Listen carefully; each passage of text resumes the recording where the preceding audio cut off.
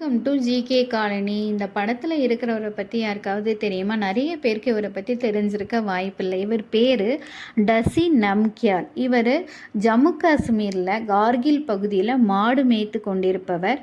இவர் இன்னைக்கு இறந்து போயிட்டார். இந்திய ஆர்மி இவருடைய இறந்த செய்தியை வெளியிட்டிருக்காங்க. என்னென்ன வெளியிட்டிருக்காங்க அப்படின்னு சொன்னால், லடாக்கின் துணிச்சலான இதயம் தேசபக்தர் இறந்து விட்டார், பிரிந்து விட்டார் அப்படின்னு சொல்லி வெளியிட்டிருக்காங்க.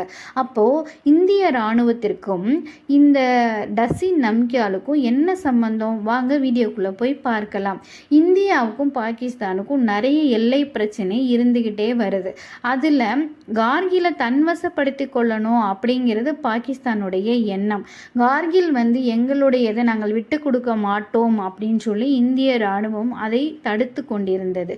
அந்த சமயத்தில் பாகிஸ்தான் இராணுவம் இந்திய இராணுவத்திற்கு தெரியாமல் பதுங்கி வந்து கார்கிலை தன்வசப்படுத்தி கொள்ளணும் அப்படின்னு ரெடியாகிக்கிட்டு இருந்த சமயத்தில் இந்த டசி நம்கியால் தன்னுடைய மாடுகளை காணான்னு சொல்லி அந்த பகுதியில் தேடி போயிருந்திருக்காரு.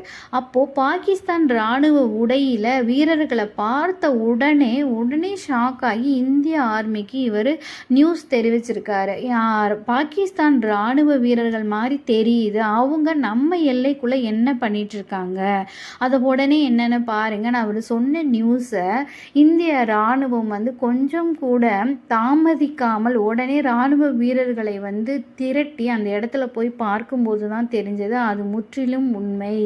அங்கே பதுங்கி இருந்தாங்க, நம்மளோட தாக்குதல் நடத்த போகிறாங்க அப்படிங்கிறது தெரிஞ்சது. இவர் அந்த நியூஸை சொல்லலைன்னா நாம் ரெடியாக இருந்திருக்க மாட்டோம்.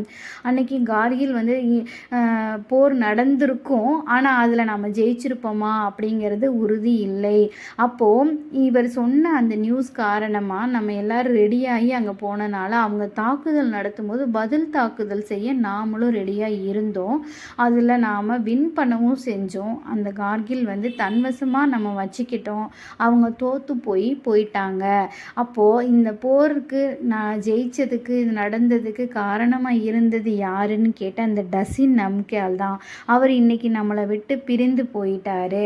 இவர் இந்தியாவுக்கு செய்த இந்த உதவி பேருதவி. இப்போ எல்லாருக்கும் தெரியும் இவருடைய இறப்பு செய்தி எவ்வளோ முக்கியமான செய்தின்னு. இவருடைய ஆத்மா சாந்தி அடையணும்னு நம்ம எல்லாரும் இறைவனிடம் பிரார்த்தித்து கொள்ளலாம். நன்றி, வணக்கம்.